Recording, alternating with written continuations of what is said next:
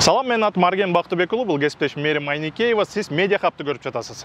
Бүгүн сөз айыл чарба тармагындагы дыйкандарга берилчү жеңилдетилген кредиттер тууралуу болмокчу. Эсиңизде болсо, президент жыйындардын биринде ушу дыйкандарга берилчү жеңилдетилген кредиттер дыйкандарга жетпей, атка минерлерге берилип жатканы тууралуу айткан эле. Бул жерде дыйкандарга бөлүнгөн, мамлекет тарабынан бөлүнгөн акчалардын 3% дыйкандарга жетет экен. 3%. Қалған 97%-ын жалаң бизнесмендер, депутаттар, министрлер, губернаторлар, алардын жақын туғандар алат екен. Мына 6% менен. А біз өкмөт дыйкандарга берип атабыз ал акчаны кредитке деп. 100% дыйкандар алыш керек болчу. А биякта жалаң чиновниктер өзлөрү туғандары менен алып иштеткен. Мындан кийин абал өзгөрдүбү? Жакында эле депутат Эльвира Сурабалдиева ушул насыяларды алчу компаниялардын тизмегин чыгарган. Андан кийин биздин поликлиникадан кесиптештерибиз бул компанияларды изилдеп, арасынан ушул чиновник, депутат же мурунку депутаттардын аттарын таап чыгышкан. Кечээ Айыл чарба министрлиги өзүнүн сайтына бул тизмек так эмес экенин, тагыраагы анда тизмекте аталган фирмалар азырынча кредит ала электигин билдирип чыкты. Биз азыр бул боюнча толугураак маалымат алуу үчүн министрликке келдик. Аягына чейин биз менен бирге болуңуздар.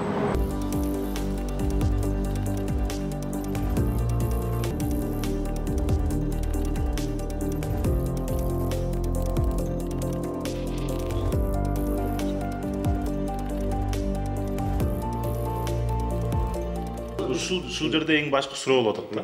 Бул жерде ушул кластердагы компаниялар кантип кирген? Эмне бизде башка компания жокпу? Жалаң эле депутат, мурунку депутат, чиновниктер. Мисалы, например, вот 30 лет, да? Сакараев. Я не знаю, Сакараев билбейм. Я не знаю. Мындай да, мага башка дагы бир компания көрсөтүп берсеңерчи, который вот именно работает да, могу эме менен да, томатный паста менен. Барбы бизде өндүрүүчү ушундай компания биякта, Кыргызстанда. Одна томат кейжи бар экен. Дагы бирөөнө мага эмет берсеңер, атап берсеңер. Томат чыгарганчы. Макул башка чыгарбасын, бирок чыгарам деп башка чуркап жүргөн дыйкандар ала албай атабыз деген. Мындай дыйканды, мындай да, жоңуз, мындай да, дыйкандарды агрегатор менен бөлүш керек. Дыйкандарга 5 миллиард сом турат. Ага эч ким асылган жок, тиякачы. Биз ашыда ушу 4 миллиард сомду жөнүндө айтып атабыз, именно ушу кайра иштечү компанияларга. Кайра иштечү компанияларды бизде саналуу мында болот. Это во-первых, да.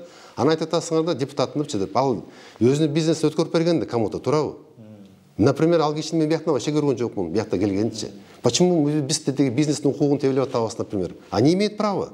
Депутат, когда переходит, получает депутатский мандат, он сдает полностью, доверяет кому-то, да, свою компанию. Почему 30 лет он вел свой бизнес, да, он должен ее оставить, кому-то вообще должен продать? Бизнес остается же по-любому же. Он же кому-то делегирует это, туурабы? Бирок башка компаниялар жокпу. Маселен, ушул томат эле айтып атабыз, э? Мисалы, хорошо, мисалы, например, сахар боюнча мага айтып берсеңерчи, канча, например. Вот почему кайны канча айтпайсыңар? 600 акционер бар аларда. Почему айтпайсыңар? Анын ичинде тоже, наверное, аффилированные есть, наверное, кто купили акции, да, например. Почему ушуну изилип чыкпайсыңар?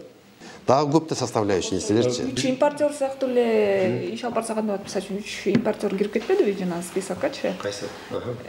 Жаңа эле айтпадык. АК трейдинг да башкалар. Вот АК трейдингтер болчу. Ну, ушул сыяктуу эле мисалы ишкерлер айтып атпайсызбы, алардын даяр заводу жок же ушул сыяктуу депчи. А мисалы үчүн алар деле алып сатуу менен алектенип. Эми мындай да биз айттык го, ушул импортерлорду биз спискадан алдырып салганбыз, сунуш кылганбыз, кластерное объединениягачы алып коелу депчи деп. Алар бизге барышты. Конрад Трейд, АК Трейд, Альфа Трейдер деген. Биз Министерство сельского хозяйства да, бул импортерлорду киргизген жокпуз. Это во-первых. Второе да, могу критиканы уккандан кийин дагы бир сыра чакырдык кластерное объединенияларды эметек, сунуш кылдык да, импортерлорду чыгаргыла депчи деп. Биякта только өндүрүштүн эмеси предприятие мекемелер алыш керек деп. Алар туура түшүнүп чыгарышты.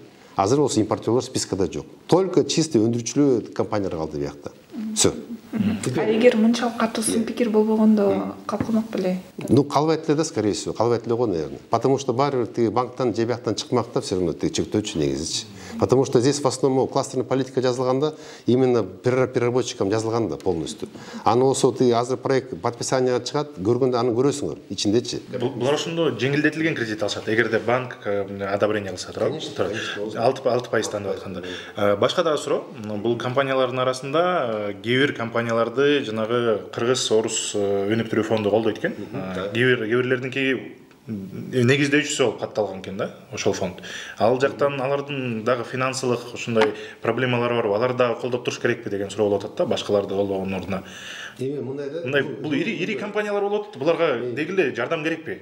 Мындайда ири компанияларда баарычы биз анализ кылганбызда практически 99% баары кредит отушат. Все ири компаниялар баары. Мен ошо ойлойм да, ири компания болсо деле элдер ойлойт го да, жыргап түшөт депчи деп. Они на кредиты же живут тоже. Это во-первых, да, во-вторых, да, мындай айтканда кредиттери тоже долларовый булардыкычы. Они платят в долларах. 104 чыгып кеткен доллар эмне болду эле?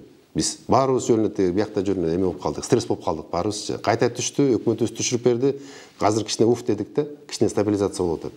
Ана вопрос стоит да, ушул, например, да, ушул компаниялар азыр ушул карызын жапканга иштеп атат фактически. Өнүгүү жок болуп атат. Катуу сын пикирге кабылбайт болчу, эгерде буга чейин ошо дыйкандар айтылган, ошо өкмөт айткандай кылып, дыйкандар жеңилдетилген кредитти убагында эле алып турса, себеби бул маселе Коопсуздук кеңешинин жыйынында да көтөрүлгөн, билесиз, президент өзү көтөргөн.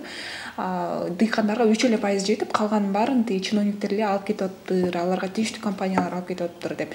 Анан биз опрос жөнөттүк, сурамжылоо жүргүздүк регион боюнча. Нарын, Талас, Атбаш, ошо нарын аймактар катышты. Алардын дээрлик көбү 100% десем болот. Жок алган жокпуз, бизге кезек жеткен жок. Ал өкмөт банкка барсак, өкмөт айтып берет, бизде андай жок деп айтып атат деп. Анан кайра эле баягы эле 36% менен эле кредит алганга аргасыз болдук. Бүгүнкү күндө май кымбат, анан үйрөнүүбүз да жетпей жатат деп айтты. Сизге бул интервьюнун сурамжылоонда көрсөтсөк болот. Анан ошол себептен бул аябай катуу коомдук талкууга калды десек болот да. Анан эмне үчүн дыйкандарда бүгүнкү күндө дагы ошо маселе жогорку деңгээлге чейин көтөрүлсө дагы дыйкандарда ушундай суроо талап күч болуп атат. Аларда нааразычылык. Эми теперь мындай да, буга чейин да бир эле бизде кар жылуу булагы келатканда, ФСК деп атпайбызбы? Айыл чарба кар жылуу булагы деп проект менен 10 доллар бар. Вот теперь смотрите, да, в среднем, да, 5 миллиард, 6 миллиард сомго чейин болчу да, негизи кредитование. Но это для Кыргызстана это тоже, мына айтканда, чоң акча. Бирок биз санап көрсөк, приблизительно, да, это болгон эле бизде 454 000 фермерибиз бар. Каттоодочу турганчы негизи жалпысы. Как фермерский хозяйство катталганчы. Очередте болсо, очередтен кийин алгандары 10 000 фермердин тегерегинде. Вот посчитайте, канча процент, это 3%-ке жетпеген эме да, камсыз Кыргызстан боюнча. Вот представляете? Вот всем не хватит однозначно, это первое, да? 97% башкалар алып кетиптир да, айтып ким? Вот өзүңүз ойлосоңузчу, я вам цифры говорю, да? Я вам цифры говорю. Смотрите, 454 000 киши бизде жалпы фермер бар, туурабы? 6 миллиард сом болгон эле 10 000 фермерге жетип атат. Все бүттү. Больше нет денег. Анан кайсы калган 98% алып кетип атат? Мен түшүнбөдүм ушунусун.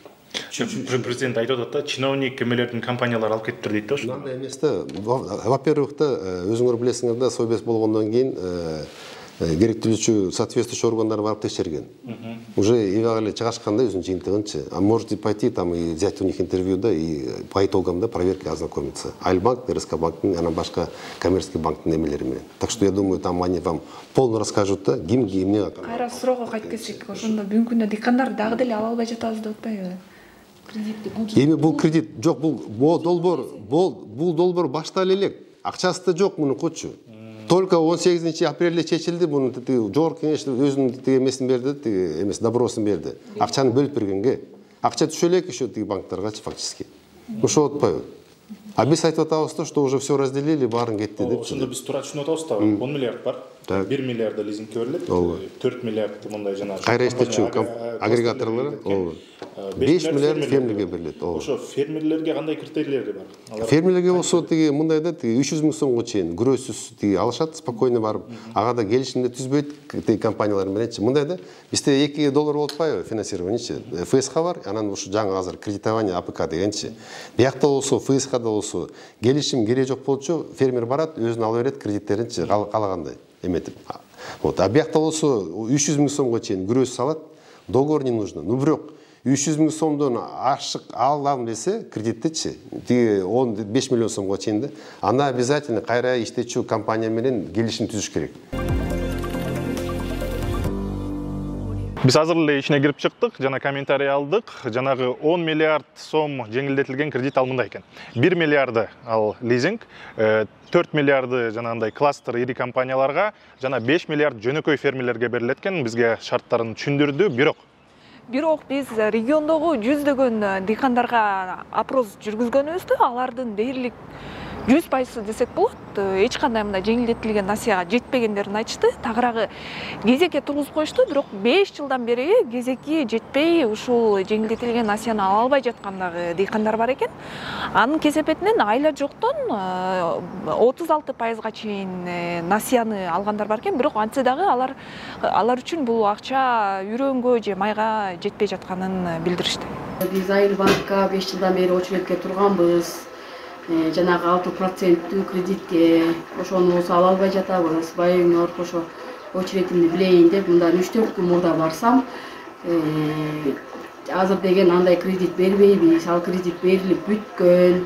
Анан биз айлабыз жок, Нөл Булактан 38% менен 25 миң алып, аныбыз 5 мишок үрөнгө араң жетти. Башка жерге эч нерсеге жеткире албай койдук. Даже азыр май дагы кымбат болуп, жерди айдата албай атабыз. Үрөнүбүз жок, жерибиз айдалбай, канча гектар жер жатат жөн эле.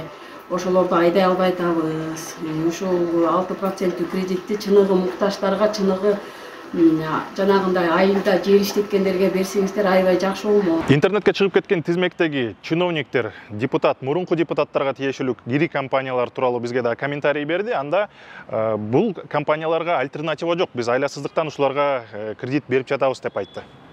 Мунун канчалык деңгээлде чындыгы бар, муну билүү үчүн биз Айыл чарба министринин мурдагы министри Тилек Токтогазиевке байланышка чыгып турдук. Ушул тизмени карасаңар, бул өзү тизмени түзгөнү, бул менимче мындай коррупциялык тобокелчиликтер жөнүндө көрсөтүп берип атат да, аякта бар. Анткени эмне үчүн Айыл чарба министрлиги ушундай тизмени түзүп берип атат? Ал тизмеге эмненин негизинде, кандай критерийлердин негизинде кайсы компаниялар кирип калып атат? Демек, кандайдыр бир, мисалы үчүн мен билем, же бир аймактарда ошондой өндүрүшчүлөр бар, кайрылып кетип аткан ушундай заводдор бар, бирок алар ал тизмеге кирген эмес да. Ошол эле учурда ал тизмеде жөнөкөй бир импортерлор бар. Бир киши, эки эле киши иштеп аткандар, бирок алардын эч кандай заводдору жок, биякта кайра иштеткен жок. Демек, бул субсидияланган кредиттер, биз кредиттер менен биз өзүбүздүн дыйкандарды колдобой, кээ бир жанагы импортерлорго кетип аткан акчалар жөнүндө айтып атам да. Биз сырттагы башка өлкөлөрдүн дыйкандарын колдоого акча жумшалып калып атат да. Министр айтып атат жана кластер боюнчачы. Министр айтып атат жана кластер боюнча бөлүнгөндө жана ири компанияларга мындай альтернативдүү башкалар жок болгон үчүн кошулуп атат деп. Сиз ал кухняны, ошо министрликтин кухнясын көргөн адам катары, чындап эле ошол жанагы тизмедеги фирмаларга альтернативдүү башкалар жокпу негизи? Албетте бар. Мисалы үчүн мен азыр өзүм түштүктө жүрөм. Биякта деле канча бир ишканалар бар, мурунтан бери иштеп жүргөндөр бар, Россияга чейин экспорттагандар бар, бирок алар деке каршы андай тизмеге кирген эмес да. Суроо талап, льготалык кредиттерге аябай чоң, абдан чоң. Бул эмеде Айыл чарба жагындачы фермерлер очередке турат, эчак эле ал акчалар дыйкандарга дагы жетип калмак эле да. Алар азыр болсо мына сезондордун баарын өткөзүйдү. Азыр дагы чоюлуп атат, азыр дагы эле талкууланып атат. Азыр көбүнчө дыйкандарга мисалы үчүн уже акча кереги жок болуп калса. Мен бул жерде жана кластер программасы алкагында бир нерсени айткым келет. Бул жакта дыйкандар менен кайра иштетип аткан мындай өндүрүүчүлөрдү ортосунда конфликт кылбай, биякта эң чоң конфликт импортерлор менен биздин ата мекендик өндүрүүчүлөрдүн конфликти бар да. Импортерлорду ошол тизмеден чыгарыш керек. Жалпы эле тизмени жок кылыш керек деп ойлойм да. Анткени аны банктар өздөрү аныктап, критерийлерин эле эгерде Айыл чарба министрлик саясат жүргүзүүчү орган катары аныктап койсо, банктар өздөрү чечим кабыл алыш керек да. Кыскасы мындай, эгерде бул документтер интернетке чыгып кетпегенде, коомчулук ушундай кредиттер кимге берилгенин билбей да калмак. Азыр документтер кайра артка чакырылып, алып сатарлар жана кээ бир депутаттардын компаниялары бул тизмеден чыгарылат деп министрлик убада берүүдө. Акча каражаты бүгүнкү күнгө чейин банктарга бөлүнө эле экен. Өзүңүздөр билгендей эле азыр жаздын 2 айы аяктап бара жатат. Банктарга акча берилип, дыйкандарга кредит берилгиче бул акчанын кереги да жок болуп калышы мүмкүн. Ошондо азык-түлүк коопсуздугу боюнча Кыргызстандын эртеңи кандай болот? Өз пикириңизди комментарийге жазыңыз, бөлүшүңүз. Көрүшкөнчө.